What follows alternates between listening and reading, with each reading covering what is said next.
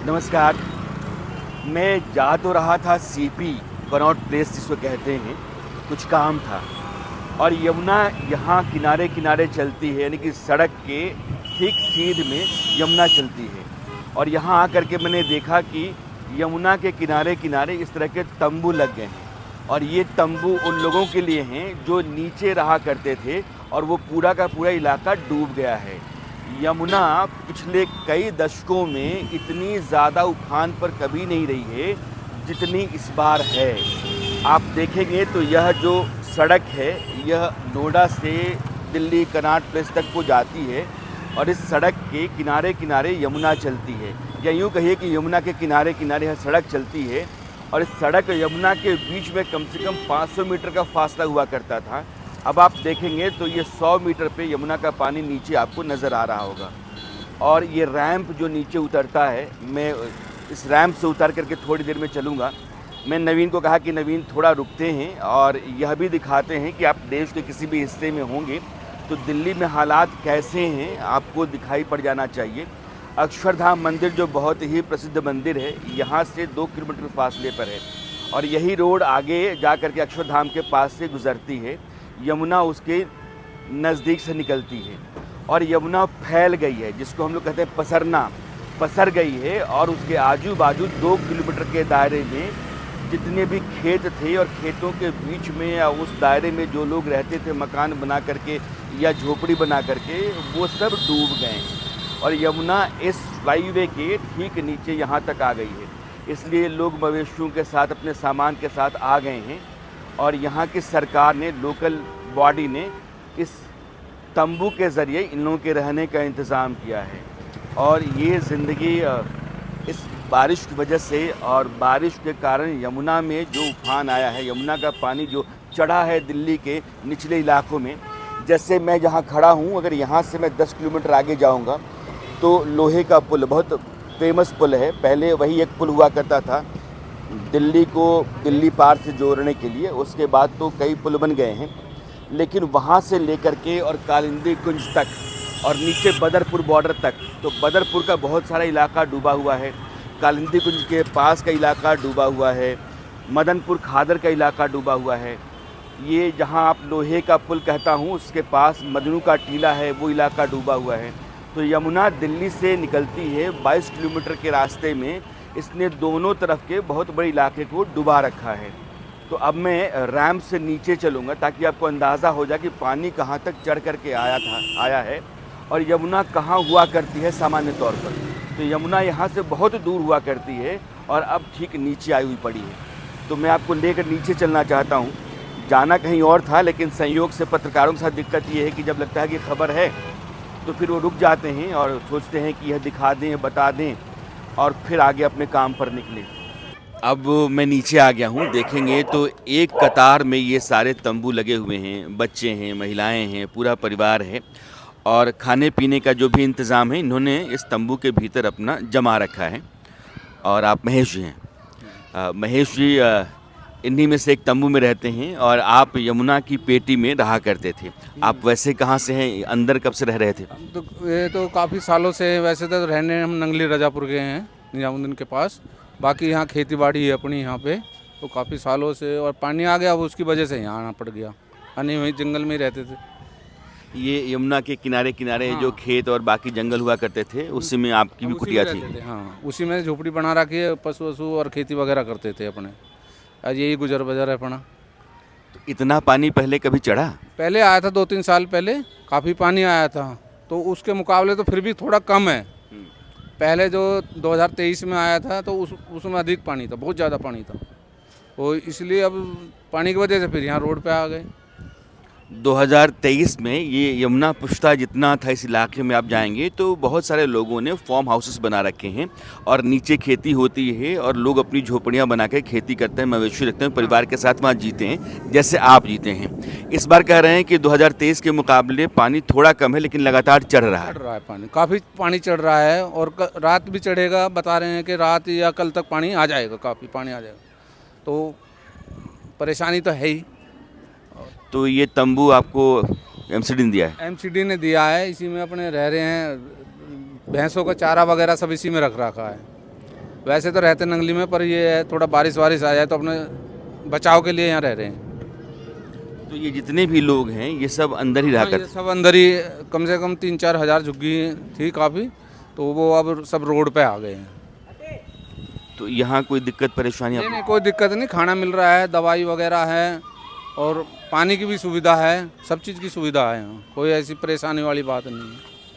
तो आप ये देखिए कि ये सड़क वैसे चलती हुई है, आप ऊपर जो फ्लाईओवर जा रहा है ये सीधे जाता है ITO कनॉट प्लेस को, और अगर दाईं तरफ में बोलूँ तो ये नोएडा को जाता है।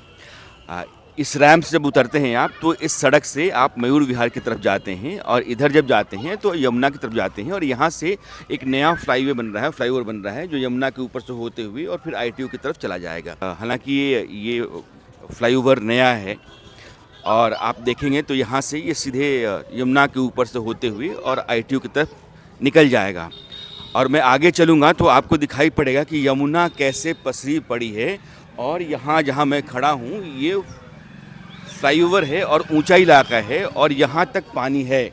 हालांकि नज़र आता है कि यमुना के आसपास बाढ़ है, और दिल्ली में पिछले कई दिनों से लगातार बारिश हो रही है। जैसे हमारे यहाँ कहा जाता है कि लड़ी ही नहीं टूट रही है, तो लड़ी ही नहीं टूट रही है। और अभी मैं निकला तो मैं लौट करके जाने लगा, क्योंकि फिर बारिश के आसार हो गए थे। तो हमको लगा कि इतनी मोटी मोटी बूंदें गिनेंगी, हम भीग जाएंगे। तो मैंने नवीन को कहा कि नवीन पलट लेते हैं, रुक करके देख लेते हैं कि बारिश आ भी रही कि नहीं आ रही है। लेकिन इस तरह का मौसम लगातार दिल्ली में कई दिनों से बना हुआ है। रात भर बारिश होती है, दिन भर बारिश होती है। तो पहाड़ों से जो पानी चल रहा है वो तो अलग है ही, बरसात का पानी भी नदी का जो लेवल है उसको लगातार बढ़ा रहा है। देखिए अभी सड़क नई है, धंस रही है, टूट रही है, और आगे भी देखिए वो धंसने लगी है। तो अभी बन ही रही है, ऑपरेशनल नहीं है। लेकिन इस बारिश ने बताया कि अभी ये काम की नहीं है। अब यहाँ से आपको सही तस्वीर दिखाई पड़ेगी। यमुना लगभग 1 किलोमीटर 1.5 किलोमीटर दूर बहा करती है, और वहाँ से पानी चढ़ करके और सड़क के किनारे आ गया है। यह जो गाड़ियाँ आपको चलती हुई दिख रही हैं ये दरअसल मयूर विहार नोएडा जाने वाला रास्ता है, और गाड़ियाँ जिस तरफ जा रही हैं वो कनॉट प्लेस ITO की तरफ जा रही हैं, अक्षरधाम होते हुए। यानी कि सड़क के किनारे तक पानी आया हुआ है। 2 किलोमीटर के भीतर में जितने भी पेड़ आप देख रहे हैं, बाग बगीचे, खेत खलिहान, यह सब अंदर हुआ करते थे। इन्हीं के बीच में इन लोगों की झोपड़ियाँ हुआ करती थीं, और हज़ारों की तादाद में यमुना की पेटी में एक बड़ी आबादी बसी रहती है। अक्सर ऐसा नहीं होता है कि पानी इतना चढ़ करके आ जाए। तो बरसात के दिनों में भी थोड़ा पानी तो चढ़ता है, लेकिन इतना नहीं चढ़ता है कि इन सब लोगों को बाहर निकलना पड़े। और जैसे आप देख रहे हैं कि बाहर वो तंबू मैं आपको दिखा रहा था, उस तरह के तंबू यमुना के किनारे किनारे पूरी दिल्ली में आपको दिखाई पड़ेंगे। और 10,000 से ज़्यादा लोग बेघर हुए हैं। झुग्गी झोपड़ियाँ, उनका जो भी मकान था, जो भी उन्होंने अपना जोड़ गांठ के रखा था, वो सब ले करके वहाँ से भागे हैं, और इन्हीं तंबुओं में अभी उन्होंने अपना परिवार और घर जमा रखा है। और ये यमुना की स्थिति है।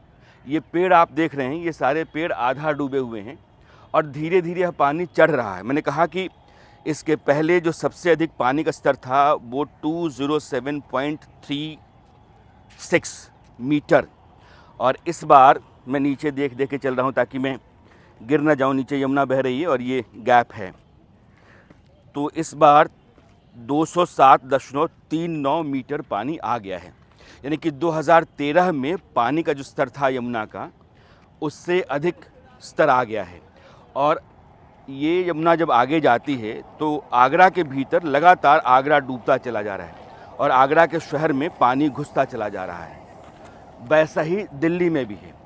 तो यमुना हर घंटे और हर दिन लगातार बढ़ रही है, चढ़ रही है, और उसके बढ़ने चढ़ने से आसपास की जो बस्तियां हैं या जो मोहल्ले हैं, जो घर हैं, वो सब डूबते चले जा रहे हैं, और वहाँ से लोगों को भागना पड़ रहा है।